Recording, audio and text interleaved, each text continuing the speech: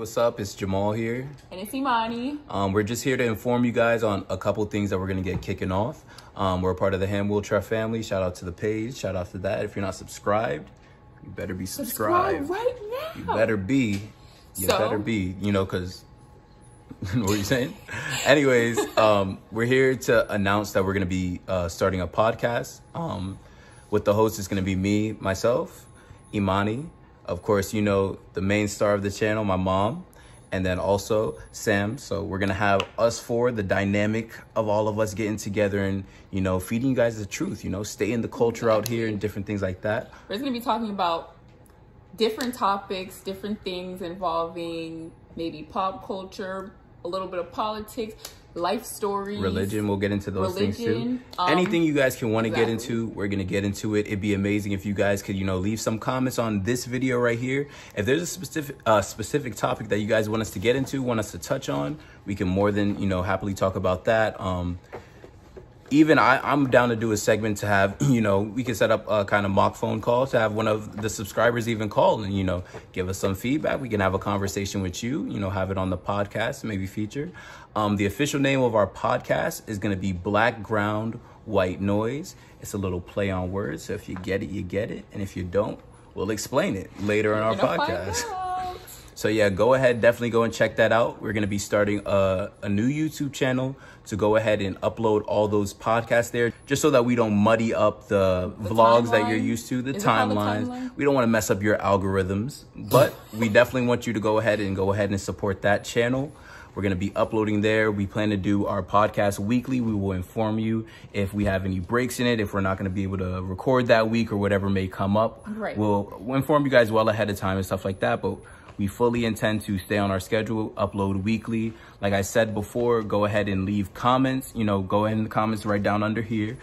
After you hit the subscribe button, go ahead in the comments and just give us some feedback. What would you like us to talk about? Some subjects you would like us to touch on?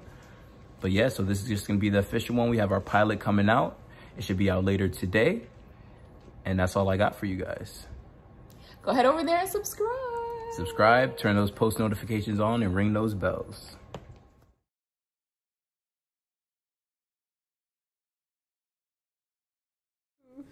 Sam, you have to move in and talk into the mic.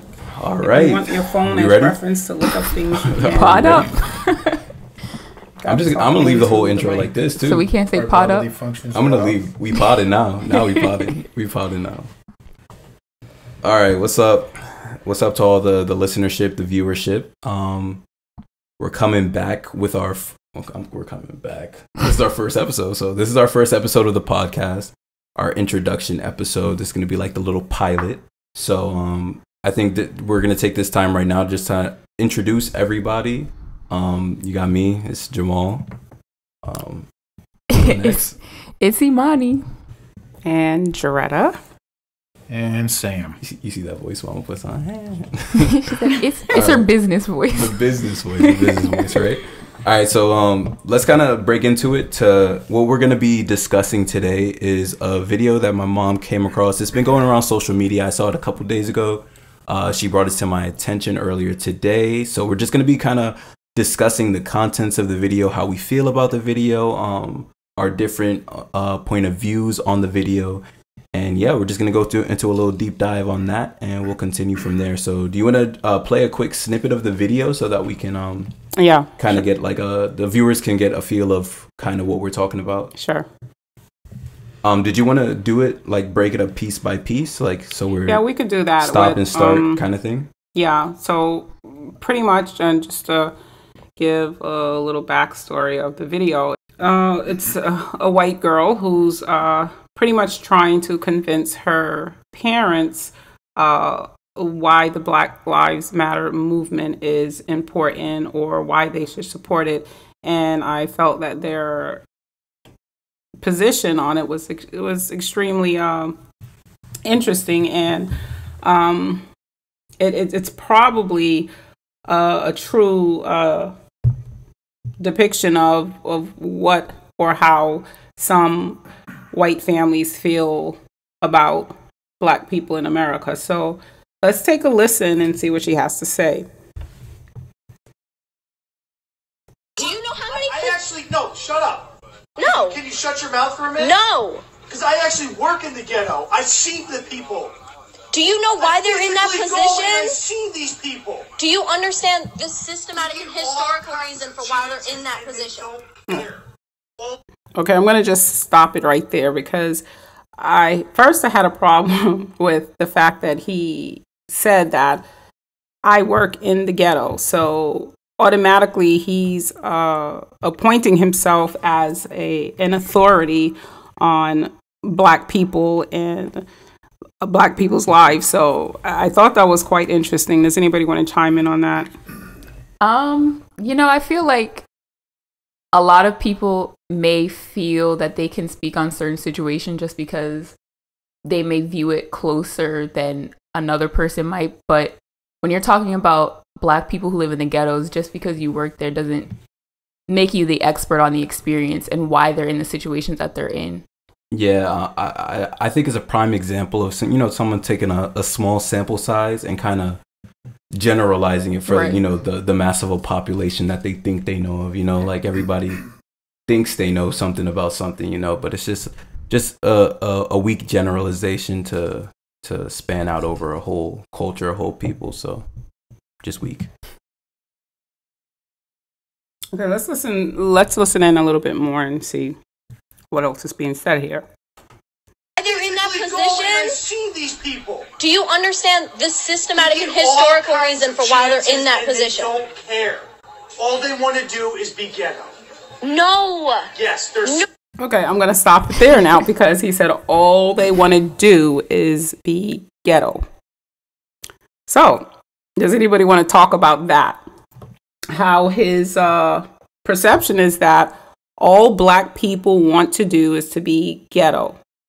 So I can't imagine that he would have spoken to any of these people that he works with in the ghetto and had any real conversations with any one of them, because I don't imagine anybody wanting to be in a ghetto. Yeah, I feel like, for one, him saying that is inflammatory. But like he said he works in the ghetto, and I just feel like he says that he knows the people. Clearly he doesn't, because anyone who actually lives there, most people who live in the ghetto want to get out of the ghetto. So if he actually paid attention or cared about the people that he works around or the people that he works with, then he would know that. But it seems like he takes more of a standpoint where he's judging the situation that he's around rather than really understanding the issues that's going on. Absolutely. I agree with that. Wouldn't you have to know the definition of ghetto in order to understand? I mean, wouldn't you have to be in the ghetto? I mean, not just work in the ghetto to understand the experience and what. Most definitely.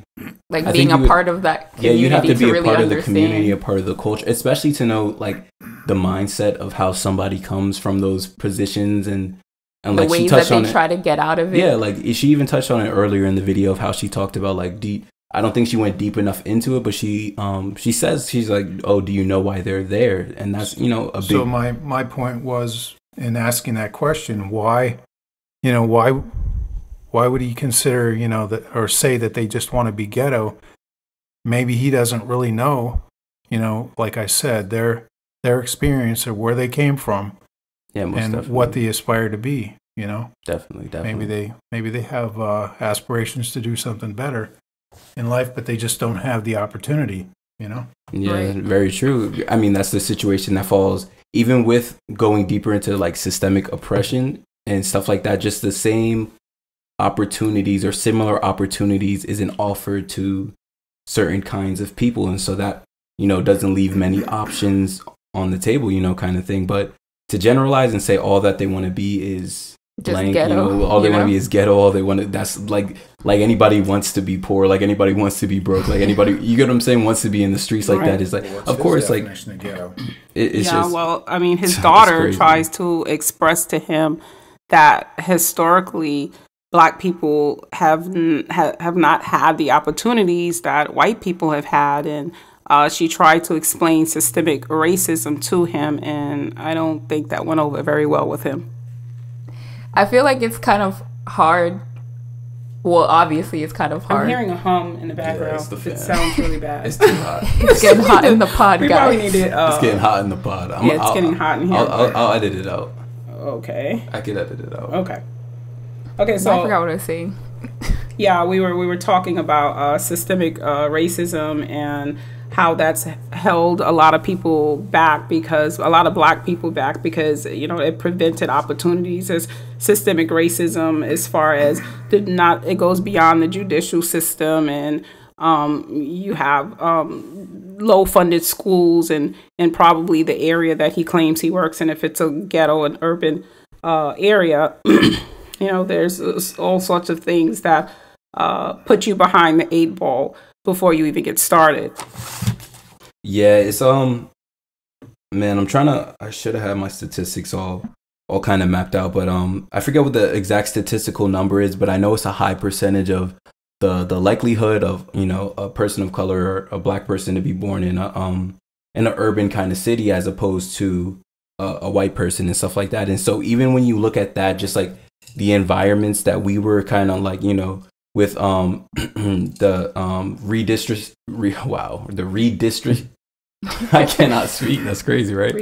Distribution? Not redistribution, but the district. Like they redid the districts and stuff like that after slavery was. They what is that called? Like redlining or something? Yeah, like redlining.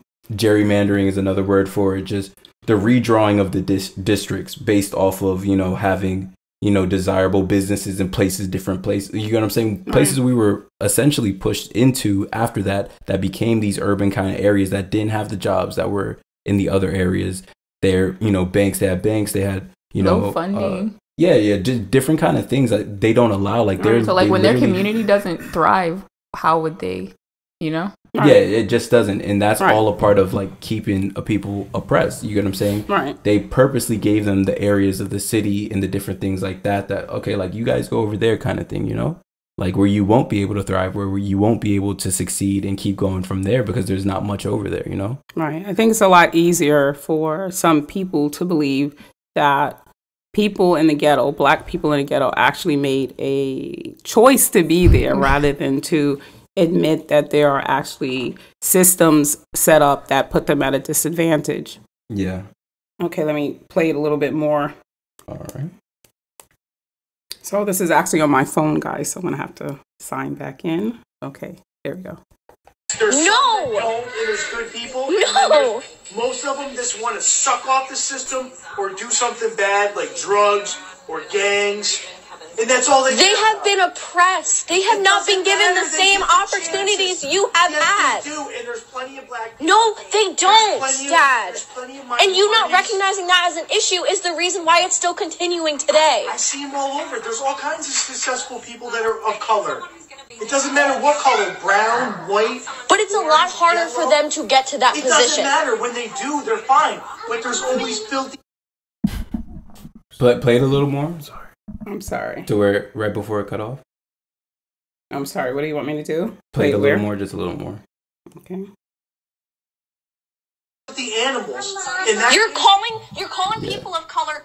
Okay, I'm gonna have to bring that back just a little bit because he actually calls black people filthy animals. Yeah, that's what I heard him about to get into. It So. doesn't matter what color, brown, white. But it's a lot harder for them to get to that It doesn't position. matter. When they do, they're fine. But there's always filthy animals. And You're calling people of color black animals. You're calling them animals. Are you kidding me? You didn't let me finish. That's not okay. talking about the No matter what, that's not okay. No matter what, it's not okay. That guy's crazy. So what did he say about filthy animals? He said to kind of summarize what he said when they make it, they're okay. But other than that, So if they don't make it to they're filthy animals. So if I'm not Interesting. Beyonce, then you're a filthy then animal. I'm a filthy animal. Okay. And so Nice to know. it's just an interesting kind of. There's just no gray area. yeah, like It's it's a Beyonce weird. or Black and filthy white, animal. You're either okay or you're a filthy animal, right? Yeah, it's just So it's such a weird. they don't have any value if they're not in a and, certain bracket. Like you really just hit it on. Well, the you nose know, I there, think 'cause- it's quite interesting that he pointed out that some do make it out. Some do become successful, and then he's measuring that against all Black people. Yeah. So the Black people who don't make it out, they make the choice to stay there as if it's that easy to get out when you have entire systems set up against you. And I think that's one thing that is really difficult for white people to understand, is that there is a system that is set up for failure. Exactly. It's for failure. Set up for failure. And I just don't think that they really get that the system is that way, because they're viewing it from the side where it's not set up against them. So they can't imagine a system that's set up to be against someone. It's just like so hard to, understand. It's like unfathomable almost, because it's never happened to them. So they just don't get it. The easiest way I kind of explained it to one of my friends is that, like, if you look at it, right, so you have kid A who grows up in an urban city versus kid B who grows up in like the suburbs. You get what I'm saying? Just a normal kind of city. Kid A grows up in an urban city. Let's say kid A and kid B, they commit a same kind of petty kind of crime. You get what I'm saying? One gets a charge for it. The other gets let off for it. You get what I'm saying? Yeah. So now you can't get certain jobs. Kid A in an urban city can't get certain jobs. Even sometimes certain colleges won't accept you if you have any kind of a criminal record. You get what I'm saying? Kind of thing. While kid A, those charges, or kid B, those charges got dropped. Kid A is, you get what I'm saying? Right. He can't get a job now, or at least a desirable job. He can't get a desirable job. Can't even continue with school sometimes. Like, what options are really left, like, and that just, it all goes into like just how it is. And that goes into our judicial system, as you were saying, Mommy, just like. He's calling me Mommy because I'm his mom.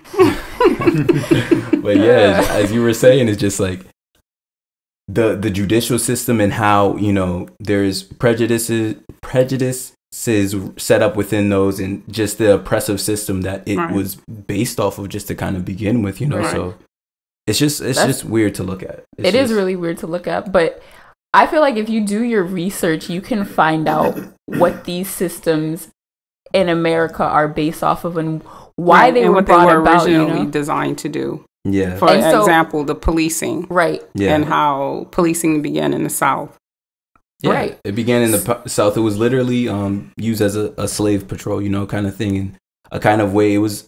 I made I think I talked to you about it, Imani and Mama. I think I talked to you guys about it, just about how that's a history I've never heard before. Yeah, and it's interesting that you don't even learn these things, and these are the things that they never teach you this in they school. Won't ever teach you. And I made this statement the other day that no matter what anybody tells me, and like, I understand everybody individually as a person could be a good person, but I don't even have to say I don't believe. I know for a fact, like, there's no such thing as a good cop. And the reason I say there's no such thing as a good cop is because you can't be a part of an oppressive system, like literally from the roots, what it was set in place to do. You can't be a part of an oppressive system and then say that you're doing good within the system. You get what I'm saying? Like, because you're just serving that system. You're serving the system at the end of the day. Yes, you could be the best person you could be in the system, but you can't be a part of something that is not pure and not, you get what I'm saying, good, and then come out and say that you are a good blah, blah, blah. You can't be good in that profession. You could be a good person, but you can't be a good, you get what I'm saying? That's like a lot of slave owners even. You get what I'm saying? A good slave they could look at it from their mind point. Owner. Oh, that's these not people good. don't know how to read. They don't know how to write. They don't know how to do. Like, I'm saving them, like, I'm trying to protect these people. Like, they need me. Like, I'm giving them, stability and different things like that. You're giving their life some type of value. Yeah, you're giving their life some type of value. But at the end of the day, you can't be a good slave. There's no good slave owners. And I think I even read what was it? One of the little kids' homeworks. I think you were telling me about it, Mommy, where it's like, they said, oh, some of the slaves of the slave owners were good, and some of the slaves tried to That's crazy how they try to, when you're young and they teach you these sorts of things in school, this was a nice slave owner and he was nice to his slaves. How can you be nice to your slave? How can you be nice to someone who is your slave? A little bit. It was funny that they actually try to villainize the slave.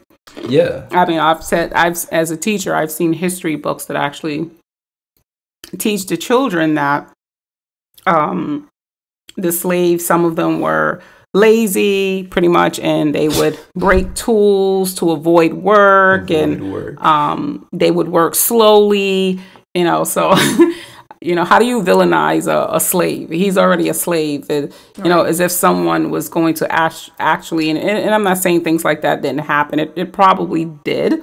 But I think that would be rare occasions that something like that would happen, because that you're going to be made an example of. You're going to be hanging on a tree. You're going to be whipped. Something's going to happen to you. So why would you break the master's tools or that was a common occurrence, is what I'm saying. How can you be a lazy slave? I mean, but literally, they would have made an example of you for sure. Everything you guys are saying into it, and I know, like, in a sense, like some I'm people, sure they whipped and tortured slaves for lesser reasons. You're not trying to break master's tools. As they had some of them pull up from wherever they purchased them they set an example with someone. Just the scare tactics. But everything that we're saying, it kind of just reinforces like what I'm trying to, the point that I'm trying to make. You get what I'm saying? Like, you can't be a part of a system that from its, genesis was an oppressive kind of, it was meant to hold people down, like it was meant to kind of cut off the possibilities for one kind of people. So like can we just give a little bit of the history of policing in the South and what it was kind of a quick overall history for? I know you did mention mention it was for slave patrol, so let's talk about the Civil War and I don't want to what brought that policing about. So even going into it, of course everybody knows the Civil War and what happened in the accounts of the Civil War, but the big thing about policing and where it really started and became more prominent was the need for mass incarceration. So after the Civil War ended, the 13th Amendment was passed, which we're going to look into the 13th Amendment a little later as well. 13th Amendment. Well, let's talk about that now. I mean, we're on the topic. Yeah, I mean, I guess we could. So what does the 13th Amendment state? You want me to read it verbatim, or you want me to just give? Do that. Okay, just give me 1 second, and I got you.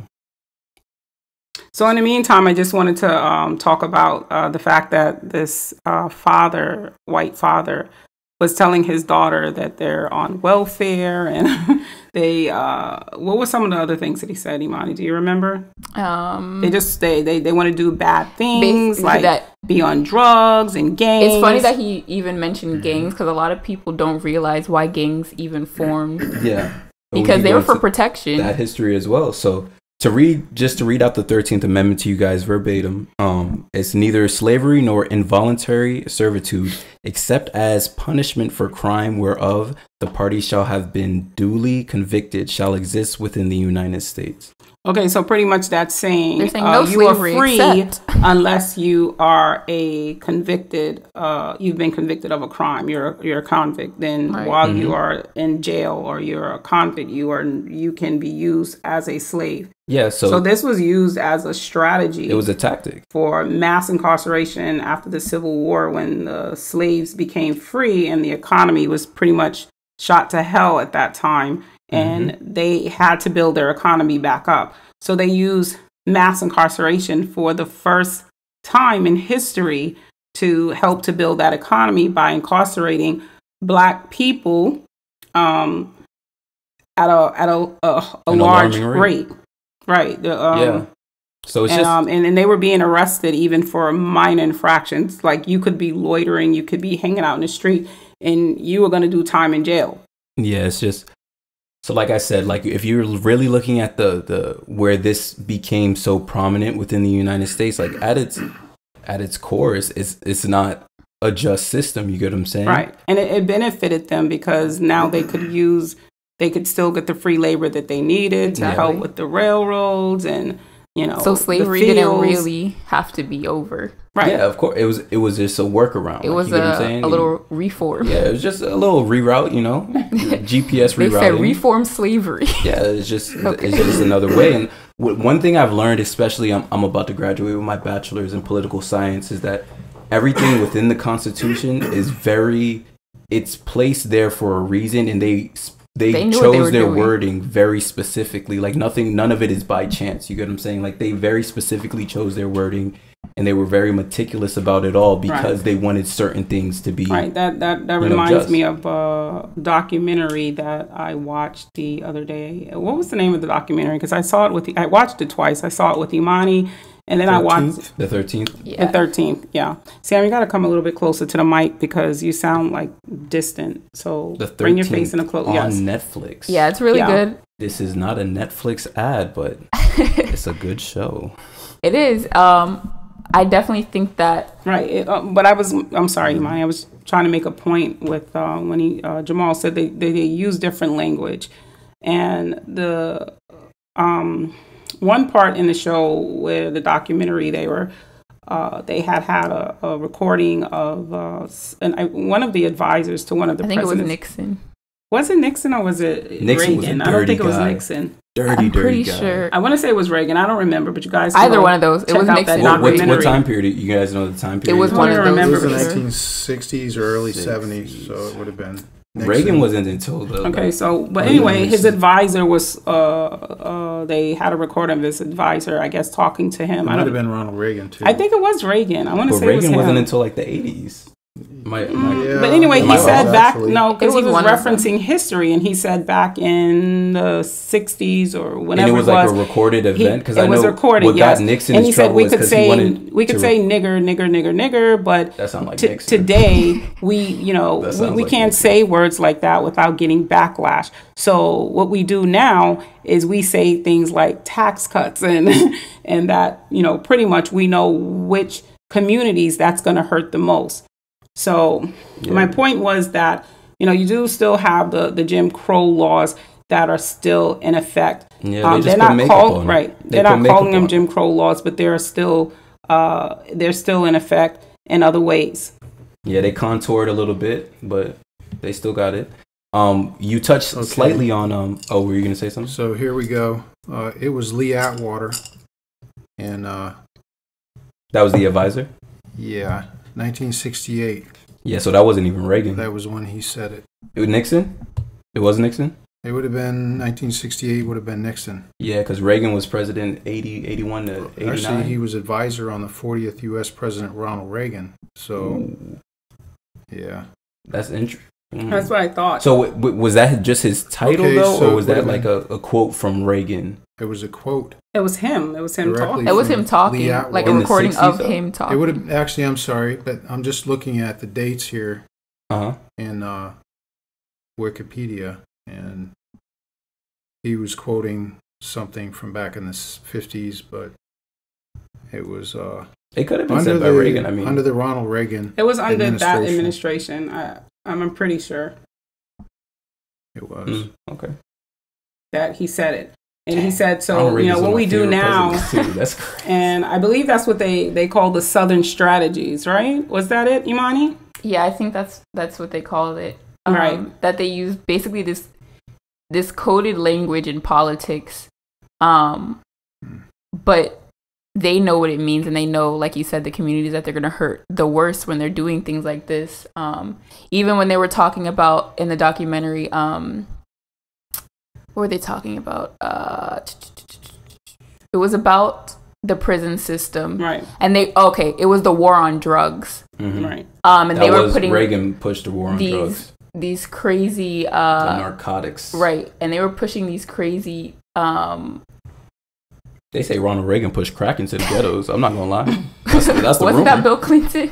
Bill Clinton too. They all were a part of the I'm not big surprised. on the war on drugs. But basically they were putting these crazy times for how long people were going to be sent to jail, and the judge had to send them to jail for like 30 years or something like that for whatever crime that they it was had. the minimums. I think the it was minimums. for minimums. They were minimums. But they were longer 3 shots time, and you're out, pretty much. Right, that too. 3 strikes and you're out. 3 strikes. And right. there is And videos of Hillary Clinton calling people super That was predators. Bill Clinton, the 3 strikes and you're out. Hillary Clinton is a horrible person.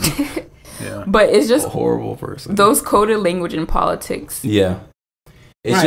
it's all systemic, It's Right, because you can't say certain things today without, Exactly. like he said, getting backlash over it. So you say it in another way because you know exactly the communities you're affecting by saying those things. And they've been doing a good job Definitely. at it because A great job. They've been doing a good job at it. That's all I'm going to say. Right. So, but who has the stats on welfare, by the way? I got the stat right here. That's one thing that the father did mention that. They didn't. You want to play a little bit more because he starts to get into it right after he makes that statement that we're listening to right now. But yeah, so it's just all this coded language and stuff like that, and understanding it, and it's like you wouldn't get it, like just as a normal, right. I don't even want to say a normal civilian, but if you don't really pay attention to this kind of thing, if you don't know what your system is, yeah, you don't know what it was built on and why certain things happen, then you really would not know. Right, they're very trusting of the government and everything that's fed to them. Mm-hmm. So, and Jamal and I talked about earlier, criminalizing Black people and how that's done in our. Right. That's what they tried to do with the war on drugs. Mm-hmm. It wasn't a war on drugs. It was war on Black crime. people. There was a war on drugs. Yeah. So that targeted a specific people. Right. So, and even with the mass incarcerations that we were talking about, even after the Civil War, that was done for a reason. And prison systems, incarceration is extremely big business.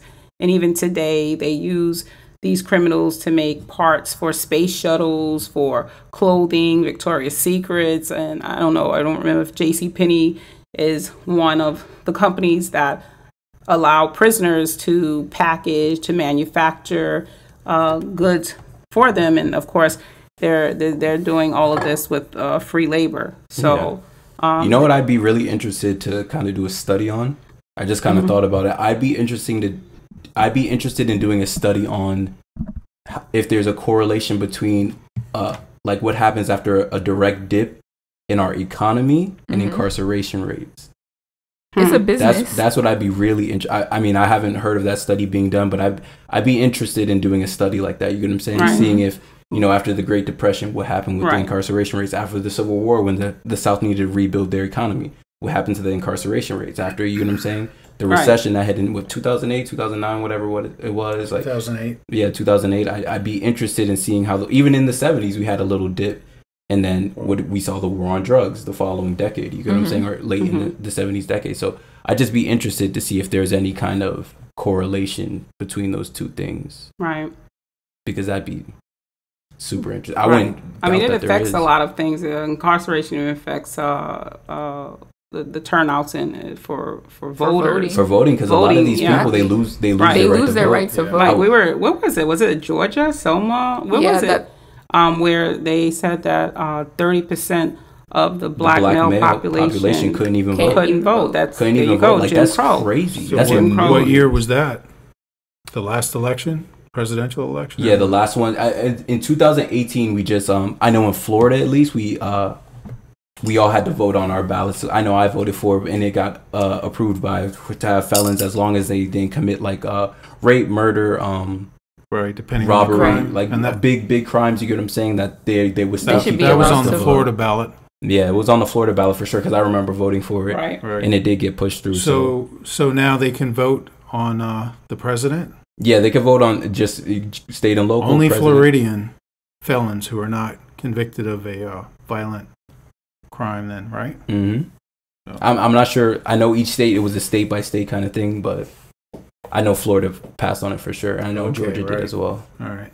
Okay, so who's got those stats for the welfare? I wanted to play a little bit of what he said first, and then I could refute it with those. It's okay.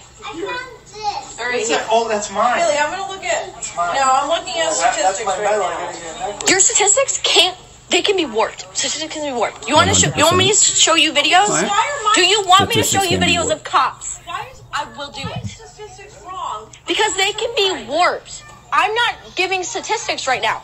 They can be warped. Personal.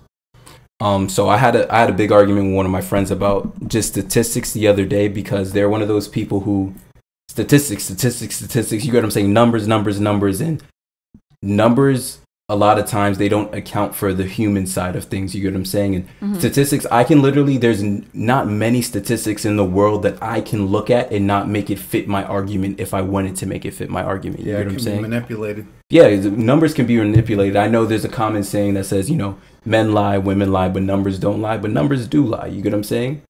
maybe not at their face value, True. but there's more into numbers than just what the numbers are. You get what I'm saying? Like, Right. Well, it really depends on who's doing the counting too. yeah, of course. I mean, look at the coronavirus. That's a huge for thing. example. Exactly. Look at that. Like, Yeah. who's doing the counting? Especially, like what are the motives behind the counting? What is right? You get what I'm saying? The deeper values of it all. So numbers, Or do even lie. like when they're making comparisons against things that, or not making comparisons against things that they should be. Yeah, of course. This is, again, it's a part of who is, at the end of the day, who's doing the counting. What is the motive behind the counting and all that? So you want to go ahead and read the let it play the statistics that she said that she was bringing up. Right, but I just wanted to talk about just for a second. Sam made a comment earlier. I know you guys weren't around when it happened, but we talked about this a little bit earlier, and he made a comment that he asked me if I thought was there anything wrong with keeping people productive? And he was referring to people who are incarcerated because they are giving free labor. Yeah. So, Sam, do you want to elaborate on that? Well, I mean, productivity for someone else's profit might be not so ethical, or I should say not ethical at all if you're, it's free labor. But I think that every person should, be required to do something. Yeah. Even if they're in prison, I think laundry, floors, whatever the case may be, Yeah, I think I mean, I'm sure that those kind of things are set up, but I mean, it's abused without a doubt. Right. 100%. I think it's 100% unethical to have, you get what I'm saying, to have free labor in order to benefit off your, you get what I'm saying, off your company, off of a bottom That's line. almost like saying, it's one thing to keep these people productive, you get what I'm saying, but it's another thing to have them doing a whole job, like doing a whole job for and free. not getting paid for it. And it's like the Constitution having allows for slaves this. and then being like, Right. I mean, may as well make them work since I have them. Yeah, I mean, why don't they just, set up a system where they can pay them minimum wage, have an account that they can't touch until they're paroled. Well, I don't see if they're, eligible for parole. I don't see why they wouldn't be able to touch the money that they've earned. I mean, the money could just go toward their books, you get what I'm saying, get little things within jail. What is it called? Commissary? Commissary. I had to put money on my boys' book. No. But I did. Twice. That's awful, Jamal. Shout out to No, but seriously, on a serious note though, it's too fly. It's really it's a sad kind of system that they have set up, like to take advantage of people in that kind of way, because the United States, we're always ready to point the finger at another country or somebody else if another country is doing something, if they exploit that way. Yeah. Right. My big thing is, and I 100% stand on the belief that America as a country, from its beginning to its present, does not know how to function without slavery. In some form, some shape, or some form, America does not know how to properly and efficiently function without those kind of systems in place. So it's a sad kind of thing. It's 100% unethical. We're quick to jump the gun on other people, like exercising similar kind of things, but it's kind of one of those things, you don't want to look in the mirror kind of thing. It is. Okay. So Jamal, you were trying to make a point on statistics, or did you make that point already? She didn't get into it, but what she was saying in the video, I could kind of summarize it real quick. I mean, if you want me to play it, I can play it. No, I mean, it's okay, because she only gave one number kind of going into it. Oh, let me play it. Let me just play it. Yeah, okay. That's fine. Let me just play it. I should text Keys. Right now. Make sure they can be warped. Personal experiences can't. No, because this is actually putting it into play. When you do I need to show you a bunch of videos of cops attacking protesters, peaceful protesters? listen to this. This is the number. You mean I'm informed and educated? You're not though. Yes, I am. You're one-sided. Keep playing it. But you could definitely tell that her parents 100% disapprove of her watching what's going on in the world today on social media or the news or anything else. You hear the dad in the background saying something about watching that SHIT, right? Well, they also accuse her of being one-sided, and I mean, it's pretty obvious that parents there are pretty one-sided. They're the ones that are actually one-sided. I agree. She's a little bit more objective. She's able to see the reality of things, you know? Mm-hmm. I was watching political stuff and you said to turn that off because you don't want to hear about it. That means that I am educated on it and you are not. It's crazy that she says she's sick of hearing The fact that you can have that ignorance for the majority is bliss. Ignorance for the minority is destruction. That are wrong. This is just pure wrong information out there. Just give me the statistic. In 2017, 457 white people were shot to death by the police in the United States. Okay. 223 were black. 76% of the population is white. 13% is black. If they were being killed at the exact same rate by police officers, the rate of black people being killed would be 8.9. But it's not. It's 24%. The rate of white people being killed should be about where it is. So they're being killed at a higher rate. And she just disproved the whole, that's the standing statistic. I think when people do that often, like they just look at raw numbers as opposed to see the whole picture. And I thought it was quite interesting that her mom chose to point out statistics from 2017 when it was just as easily to find statistics for 2000 as early as 2019. And it was because I looked those numbers up myself and I found the same number she did, 2017, 457 whites killed and 223 blacks. And in 2019, it was actually 370 whites and 235 blacks. Mm-hmm. So in 2017, conveniently, the numbers were higher. So she chose to go by that number. But nevertheless, her point was still... and that's an example. But what she didn't realize...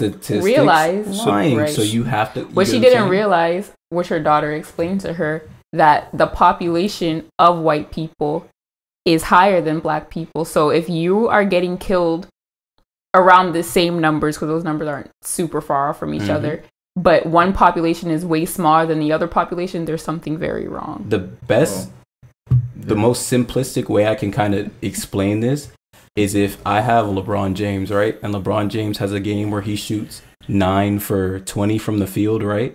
And so he shoots, I think it's like 46%, just off the top of my 46%, I think he shoots from the floor. And then you have me step into the game, right? And I take 2 shots, but I make one and I miss the other one. I shot 50%. Right. It would be absolutely idiotic to say I'm a better player or a better shooter than LeBron James. I just took less shots. So that's what it goes into it. You have to, yes, you can't look at the raw numbers of things because anybody looking at the raw numbers would be like, I shot 50%, he shot 46%. So who's better? Obviously not. You get what I'm saying? Like, so I'm still trying to figure out the raw numbers for welfare. So with welfare, I actually went into it and I misspoke when I was talking to you earlier because the percentage of welfare, white people on welfare, they take up 43% of the population that's on welfare. Right. They lead in the percentage wise and they lead in the raw number wise, right? Okay. But if you look at the per capita, and that's what I was thinking earlier. I mean, you would think that they would lead raw numbers, and that's because the population is a majority white. Right, that's what it is. 77% white, of course.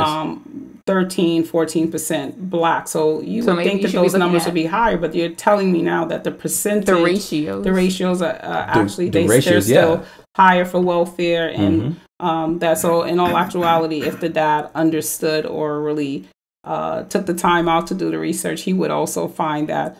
Actually, there are the higher rates of white people receiving public assistance. Does that mean that they don't want help? 43% of the white population doesn't want help. They don't want better. Do they just want to be that? Like you get what I'm saying? Stay on welfare. They want to stay on welfare. You get what I'm saying? Like that's why I say it's so right. He degraded black people to just wanting to be on welfare, as if that was just a black thing.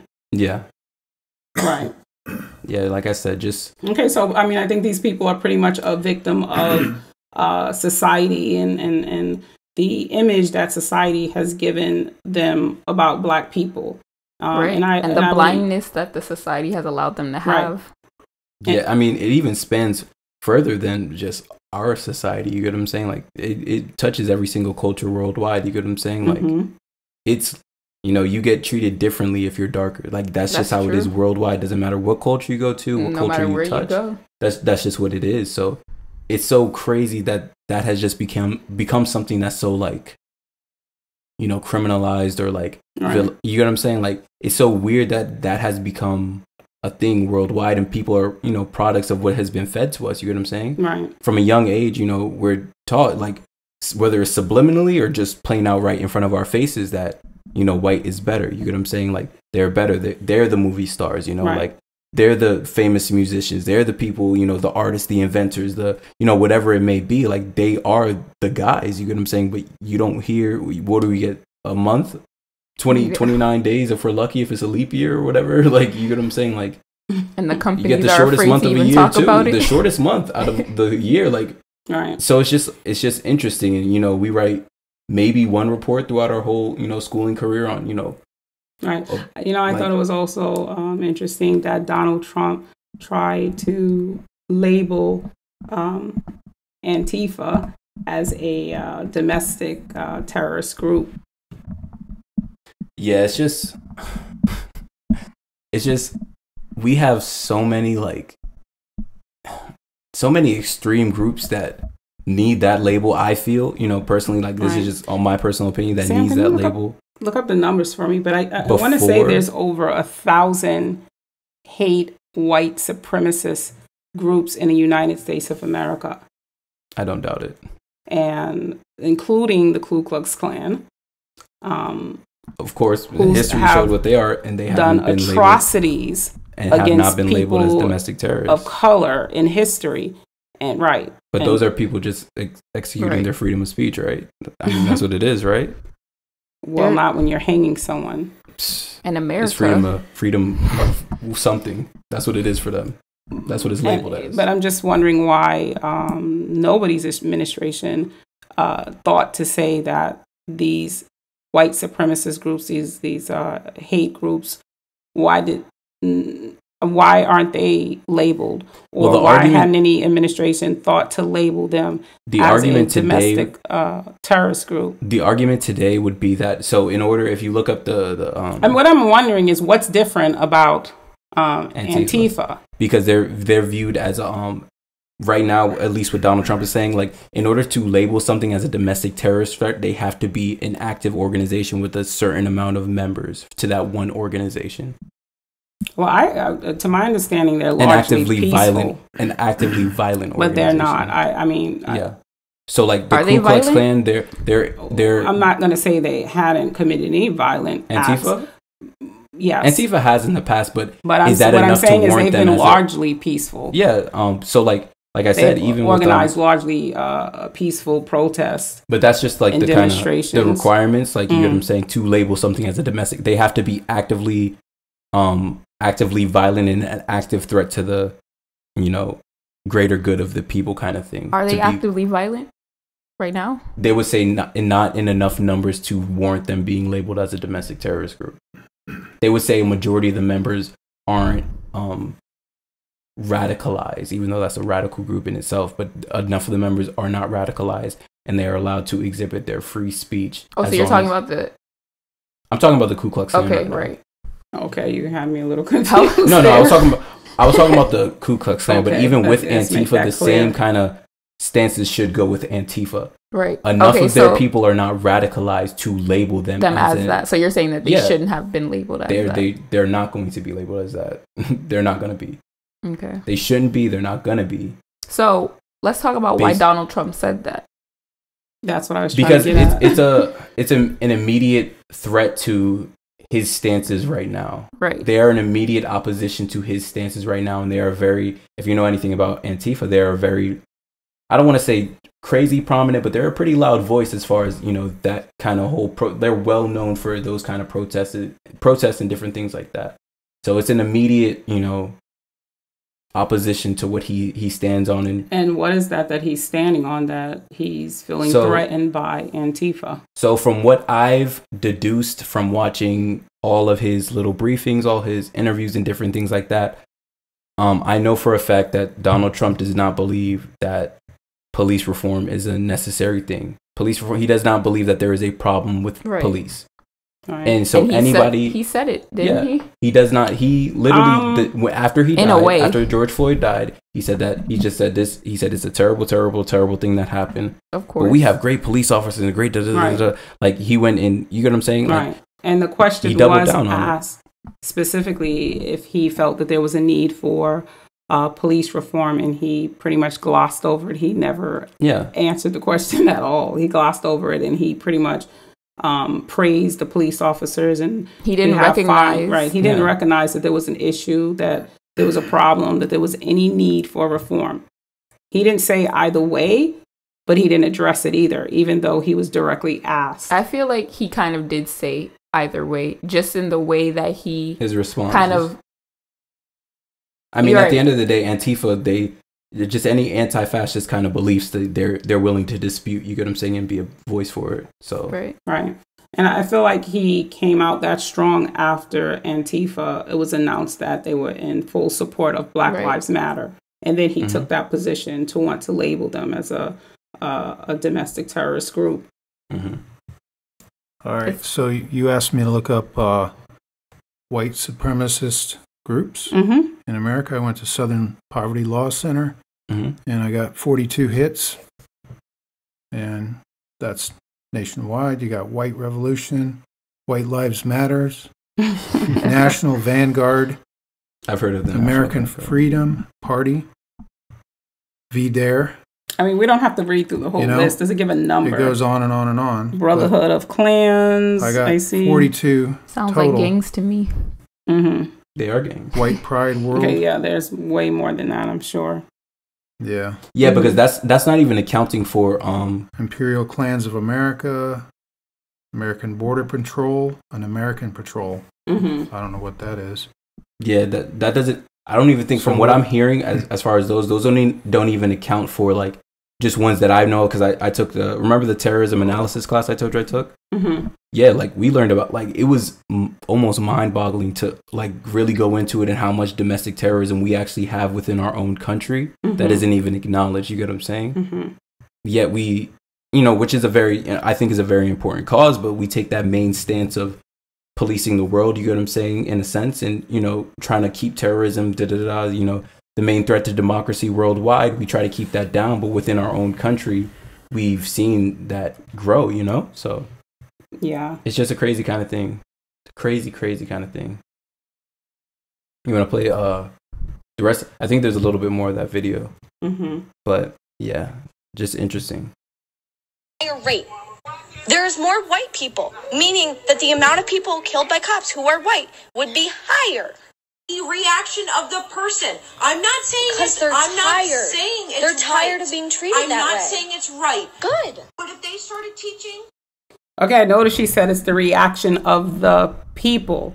So pretty much what I'm hearing. I'm sorry, Imani? Who said it was a reaction of the mother? The mom said it's the reaction of the people.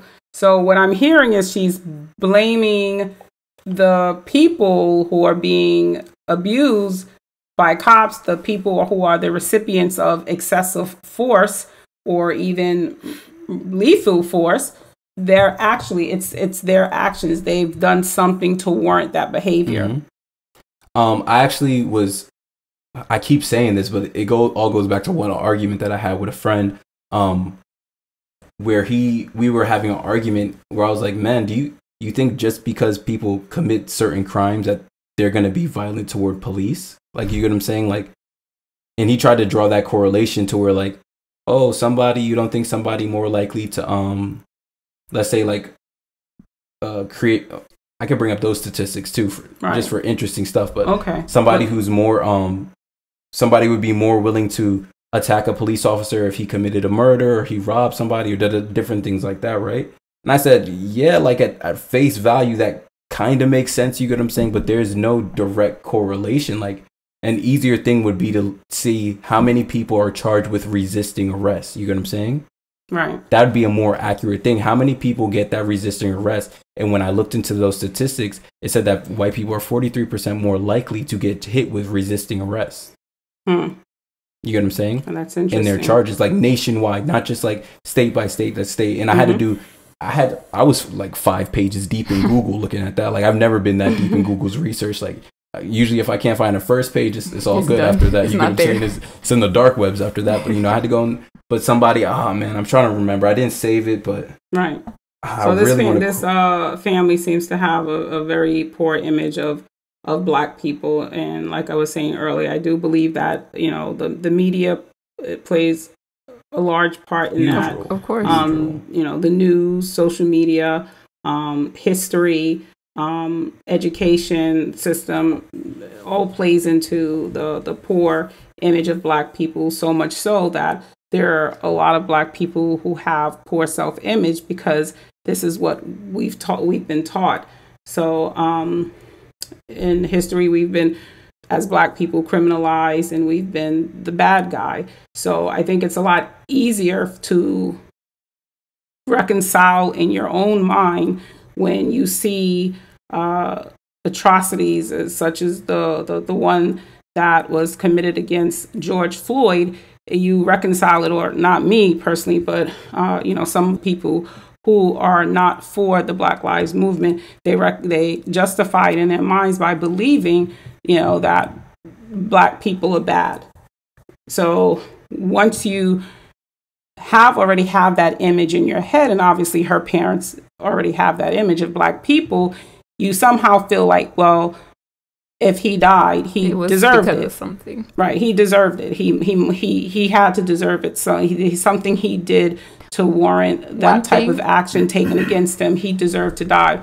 So when you look at the George Floyd video, the 8 minutes 46 seconds, I mean, the crazy part about the whole thing is that they go through such great efforts to make Black people look bad, to the point where they're always digging up what they've done in their past. that even goes into what we were talking about. I don't know if you guys saw the video, but Imani, you know who Candace Owens is? Candace Owens. Yeah, I know who she is. You know who Candace Owens is? Well, she came out with it was a week after George Floyd died. She came out with a video, and the title of the video is "I Don't Stand with George Floyd," Right, or "I don't support George Floyd." I didn't see the video, but I did see something on Twitter where she tweeted something to the effect of, or she said it. She said that we were. She's a far right She's Black lady. What do you call it? She's the one that they have What the is, memes what, is, of? what is that group Blexit? she's a part of? Isn't she the founder of Blexit, or a supporter of the Blexit movement? Like Brexit, like the British exit, Yeah. the European Union kind of thing. But yeah, she's basically the easiest way to describe her. She's a Black lady. She's far right, and she's known for making these kind of comments in different times like that. You get what I'm saying? Yeah, she's made a name for herself, really, doing in just politics. that. So, but what kind of upsets me about Candace Owens is, like, politics aside, all these different things aside, like, what does that really have to do with what happened to him in that Right. moment? You know what I'm She's saying? pretty Like, much what her stance is, from what I saw on Twitter, was that we are glorifying a criminal, or that we have we're making him a hero. exactly. So what points did she bring up? She used, said we're that making was- a criminal into a hero. She said because of his criminal past, he deserved to die because of that. Listen, That's another Pretty argument. much nobody deserves That to die is that like way. I don't the care weak- what your background is. Like with the Botham Jean, when the police officer came in his apartment, he's in his own apartment minding his business, having a bowl of cereal or ice cream, whatever it was that he was sitting in the dark eating, and this cop comes and comes into his apartment and shoots him dead. But immediately, the first thing I started seeing on the news was found some weed that in his they found either they found the marijuana in his apartment, or there was marijuana in his system. Yeah. I don't remember which one. Was that the one where the female cop? Yeah, the getting female off, cop coming off even if duty? you Yeah. look at Breonna Taylor, or anybody, even the If you look Trayvon at- Martin case, like Right. they try to Any bring up of these his cases school that history. happen, the pictures that they choose Yeah. to make public are the ones that make them look bad. And yeah, why? look at Trayvon Martin. Why do they try to do look at that? all of the It's things that they tactics. said to diminish Because his character? Right, none of that stuff matters when Right. you're in the moment Right. and This you're. kid That's the thing, Trayvon Martin, he's just going to the store to buy Skittles and something to drink, minding his own business. Right, it doesn't matter And if then he he's smoked being weed stalked before. by It George doesn't Zimmerman, matter. who winds up walking free because he felt like the guy, Trayvon Martin, was up to no good. He was minding his own business. Another thing that I think is interesting when people bring up the argument, well, they didn't comply or they were resisting arrest. It's so weak. Not complying. Does that mean you deserve to die? Doesn't mean that you deserve to die. It's crazy. I just think that argument is extremely weak because you're putting, for one, the responsibility of an untrained citizen to behave a certain way, but once a cop reacts in a certain way that ends up in a citizen losing their life, then they're given slack. You know, they don't get fired from their job immediately. They don't get arrested immediately. They get paid leave. Right. You know? So how do you expect those kinds of reactions or behaviors from untrained citizens to behave a certain way around an officer versus an officer shooting or abusing a citizen in any sort of way? And then giving them the cop is given impunity. Right. That's what that's called. They're not given the same sort of, treatment in the public eye. It's just like, oh, impunity. He's a cop, he had to do that. You know what I mean? Instead of, oh, he's a citizen, he was innocent, he didn't do anything. Yes, he may have been resisting arrest, or maybe he wasn't complying. Even if you do comply, things still happen. Clearly, George Floyd was a clear example of that. But whether you comply or not, especially when you're a black person in this country, doesn't have that much weight, I feel like. So I feel like you can't even say, oh, you have to comply, which is something that black mothers and black fathers will tell their kids, make sure, like, if you're going to leave the house, if you get pulled over by a cop, make sure that you let them know, I'm going to get my license. Make sure you let them know every single movement that you're doing. Right. Keep your hands visible at all times. Right, but you can do all those things and still end up dead, which is the sad part. But the thing is this, and I don't think that some white people understand this, but and then truly in their mind, some of them think that you do have the same rights that they have, and that's not true. As a black woman in America, I've had challenges and I've had struggles and I've faced You guys racism. Are like the minority. Right, I faced racism and black and female. I'm serious. Like that's the most oppressed group. I'm really serious. I mean, the thing is this, like, and I'm just going to tell a little short story here. I remember when I was working in an office downtown. It was a really nice office. Let's not say any of the names. Let's redact. I'm not going to say any names at all. Nah, let's say other names. Candace Owens. I got smoke for her. You're a doof. I mean, if you hear this. But this is an example. Say her name. No, I'm not talking about Candace Owens right now. I'm talking about my own personal experience. I think she's doofy. And this is just one experience among others. I've been looked over for jobs when my qualifications were clearly higher. I've been overlooked. And the only reason why I know this is because I wound up getting hired anyway. And the executive that hired me wound up telling me that my white counterpart had lesser qualifications and they were pushing for her because she was white. Shout out? So, hey, doctor, I'm sorry.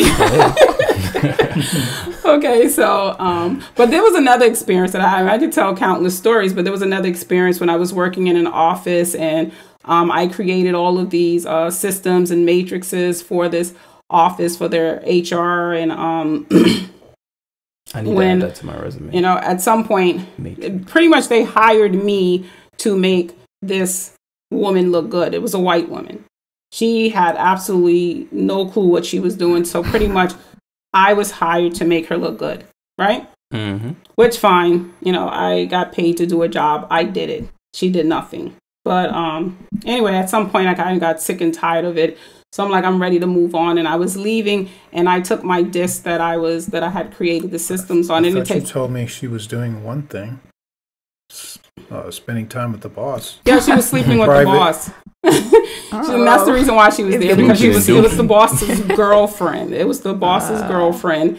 And since he was sleeping with her and she wanted to be there and he gave her a job. In fact, he owned properties as well because I was managing some of his properties for him. And she was living in one of them. So he had a wife?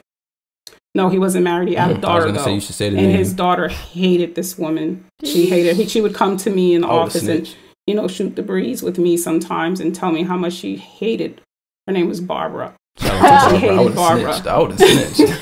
But anyway, I took this, my disc, and I was leaving. And she was in so much fear that she would not have what she needed to, do her job. And I'm like, everything that you need is on the computer. So anyway, this woman started hitting me. I'm like, I'm leaving. I quit. And then she started hitting me. And the thing is, which was really sad, had that been a normal situation, I would have fought back. I would have defended myself. Beat the brakes. But because I'm a black, I couldn't. Because I'm a black woman in America, I had to think about that. While this woman is beating on me, I had to stand there and take it. And I stood there and took it because the only thing I thought about at that time, it was just Imani and Jamal, two of my children, and only have the two.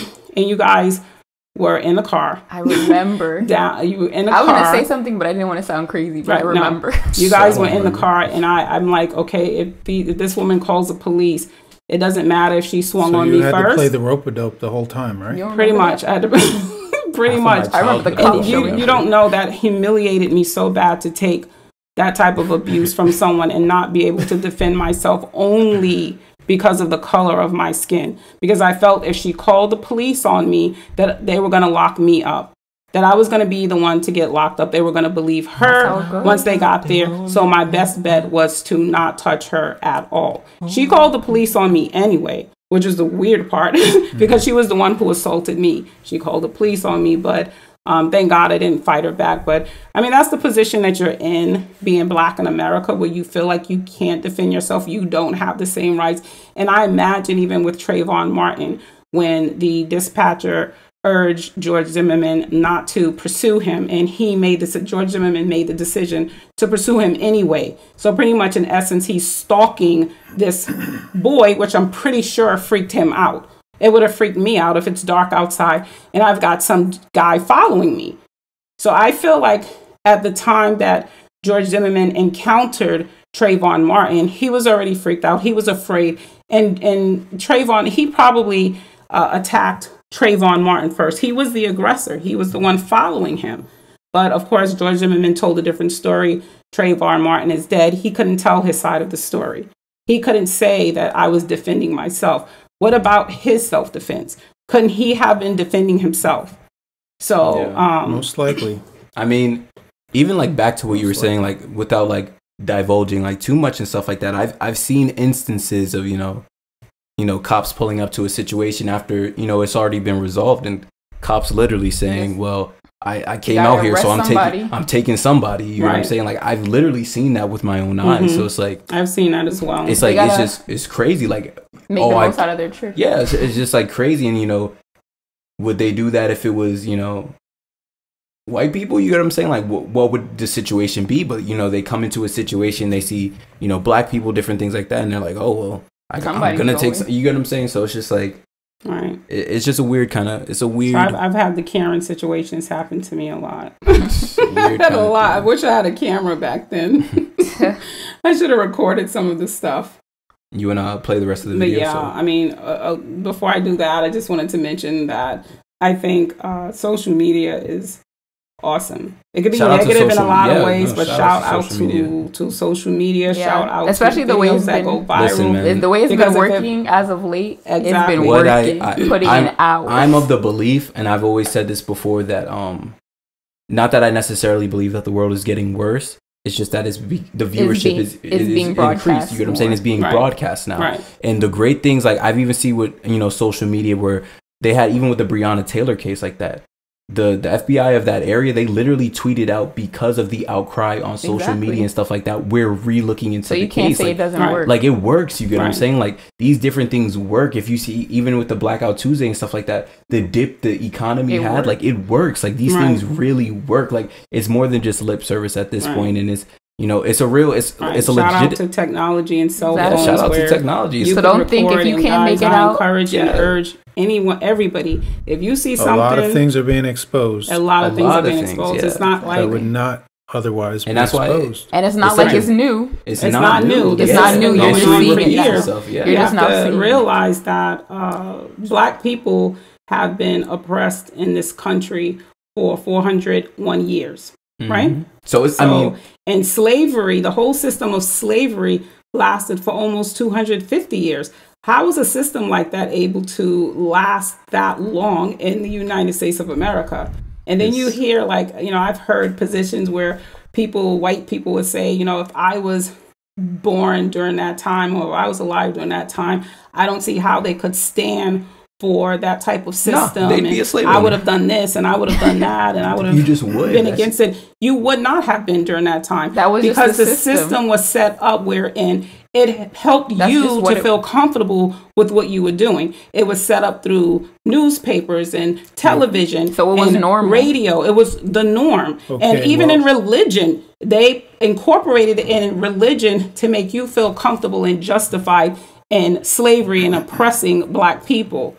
So for a lot of them, it was normal. I'm not saying all of them. Some of them did speak out against it, but they were the ones that spoke out against it was the minority at the time. I mean, I'm sure that people back then were conditioned, and it wasn't like, you know, it was out of the ordinary. And a lot of people are still conditioned today. So if you were able to time travel, maybe then you would look at it with, you know, your you still have the same knowledge views. Right. But there are still people today with the same mindsets, just like the people, the parents in this particular video. Is it toward like necessarily slavery? No, because most people would disagree with slavery, obviously. But when it comes, you don't know. I don't think so. I'm not gonna lie. Well, to you. I'm just I saying really don't think so. If it benefits them, I really don't. But think I'm just saying in the sense of I really don't. I'm saying in the sense of not the reformed slavery. I'm saying in the sense of like, yes. You think Imani, listen, I think if you take anybody right now and you drop them in the 1800s, okay, I'm saying like right now, if you say with the same mindset, they would, if it benefits them, yes. Gucci with it, bro. Yes, if it benefits them, yes. That's sad. All right, does anybody? Have you guys ever heard of the Slave Bible? The Slave Bible. Mm-hmm. You informed me about it. I did a little bit of research on it, but there's a copy in the museum. Which museum is it in Washington D.C.? Oh, not in the Met. I don't remember. I missed the Met. But this is a Bible that was used during. I think it's a slave museum. Yeah, it is. All right. Do you want to explain that, Sam? The Slave Bible? You know, there's a slave museum in Tampa. I really don't know much about it, but I know that it was heavily edited. Mm-hmm. So pretty much most of the New Testament wouldn't appear in it, and the only passages that were placed in it were passages that allowed slaves to continue being submissive, like turning the other cheek and obeying their master. And the entire Exodus was not even inserted in that slave Bible because, you know, they didn't want slaves. They cherry picked out the words that would make it sound good. I think that we should, the conversation that we're having right now, I think that we should table it and save it for another podcast. Because that ties into our whole true Hebrews conversation. So I think we should table that. But you know, so you guys got to stay tuned for that one. Yeah, stay tuned for that one. It'll be very interesting. So especially. I'm sorry, but it's the Museum of the Bible in Washington, D.C. Right, and I was just making the point of that is to say how the justifying oppressing an entire race of people was normal, how it was made to be normal because it was incorporated even in your religion. And this slave Bible was, of course, it was more for the slave masters than it was for the slaves because the slaves weren't even allowed to read. Yeah, they needed to make themselves feel okay. So it made the slave masters feel justified in what they were doing, that God was okay with it. And, you know, these people are cursed anyway. So, you know, what I'm doing is not bad. I'm not going to have any repercussions or go to hell or anything for what I'm doing. Yeah. You know, that was justified then. And I feel like all the things that happen within our system is just more justification and more justification and more to the point where they're just completely blind. That's what it is. And it becomes so normal that we think this is what it is. This is it. You get what I'm saying? Like, that's normal. Yeah. It's just crazy. And it's not. You want to go ahead and play the rest of that video? We could listen to it. Did you want to say something, Sam? I was just reading about the Slave Bible and how it is known as, or was known as, the missionary book, and it was originally published in London in 1807 on behalf of the Society for the Conversion of Negro Slaves. Mm-hmm. Right. And like I said, it was a heavily well, I can't say it was edited. There were just a lot of books that were omitted. Yeah. Any books that would make slaves passages that would make real quick. Exodus has Moses freeing the and that was definitely of course. Crazy. They had to take that one out. They said, "Oh no, this one can't stay." They had to take that one out. Exactly. Okay, let's listen further here. I'm gonna be in charge of the video next time. But if they started teaching them that this is the world that we live in, you don't want to be killed. Why do you think your friend's father taught him that? So that his black son doesn't end up dead like Tamir Rice. Because he doesn't want him to grow up with a chip on his shoulder that he doesn't want his black son to end up dead. Exactly. That's not okay. Why do you think that's okay? Because why is it something that you're okay with? Why is that a reality that you're okay with? I'm okay with it. But you are. No, I'm not. Stand against it. So stand against it. If you're not okay with it, so stand against it. I'll stand against it? When the black people in the ghetto stop carrying an illegal weapon. When the black people in the ghetto... She said that she will stand against it when the black people in America stop carrying illegal guns. In the ghetto. Okay. So she said when black people in the ghettos stop carrying illegal guns. What do you say to that? So is she saying that she'll stand against police brutality once that happens, or what was... Or she'll stand for black people once that happens? Right. So she's devaluing a whole group of people's life based on that? Pretty much. I would just like to statistically make everybody aware that 55.4% of all illegal firearm possessions are white people. I just want to point that out. Very interesting. Very interesting. For all the stats nerds out there.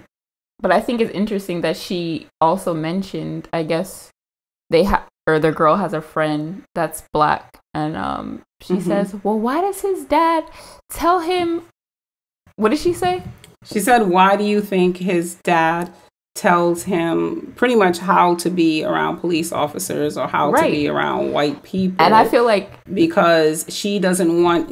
she believes that the dad is telling him these things or teaching him these things because he doesn't want he doesn't have a chip on his shoulder. But she comes back and the girl, she goes, well, he says it because he doesn't want his black son to get killed, or he doesn't want his black son to die. Mother, I can tell you that I've had those conversations with my kids, and those are not easy conversations to have. And I don't do it so that my kids don't have a chip on their shoulders. I have those conversations because, yes, I want my kids to stay alive. I don't want them to meet their demise because they spoke up to a police officer and expressed that they know their rights. So I have to have those conversations with my kids and tell them, look, you're not allowed to express to a police officer that you know your rights, even if the police officer is doing something to violate your rights. Exactly. I just think that it was really interesting that the mother was the one who brought that up. Okay. This storage is almost wrap full. it up. Our so we're gonna have to wrap this up. Yeah, it's cool. But I mean, that pretty much is the end of all of it. Yeah. Like I was saying, I just thought it was interesting that the mother was the one who brought that up in the situation when that whole idea of black parents having to have these kinds of conversations with their kids is such a clear example of the issue, and the fact that the mother was the one who brought that up was just interesting to me. Okay, well, I guess kind of just in closing, I think Sam wanted to say one other thing. He was trying to make a point. I just wanted to point out this picture I pulled up of Chuck Schumer and Nancy Pelosi on the internet with the kente cloth. I thought it was in extremely poor taste and horrible taste. Very embarrassing for the white people, I would imagine. They don't even know which culture they pulled who it really from. Understand or know anything about it. It's distasteful. It's horrible. It's whoever advised them to do that had to have been all these politicians. I saw a meme. Really dumb. All these politicians that had them kneeling with the cloth around their neck, saying that they were getting ready for a praise dance. Yeah. It's just poor taste, and that goes to all these politicians. I mean, I bet they don't even know what tribe in Africa that. They probably don't. It's poor taste. It's all for political gain. It's all they're trying to get all divisive. It's all a certain vote. We can't I don't. we might have to save it for the next podcast. We're going to have to save it for the next one because kind of embarrassing, losing really. space here on our disc. It's all good. So, I mean, that's our House Representative right there. Right.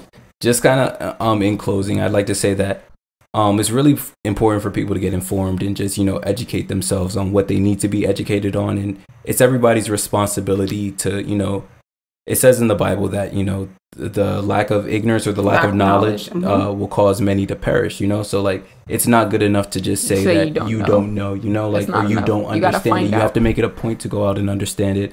I want to encourage everybody to get out and vote, and that doesn't only mean for the presidential election. I want to encourage everybody to get out and vote on your state and local government levels, because that is the most important of all elections that you can vote for. So yeah, just do that, stay positive, and keep it moving, because change is gonna happen. Pod out. You guys didn't want to add anything? Are we done? Nope. I'll just say good night. Deuces. Thanks for listening. Black Lives Matter. Hit the space bar.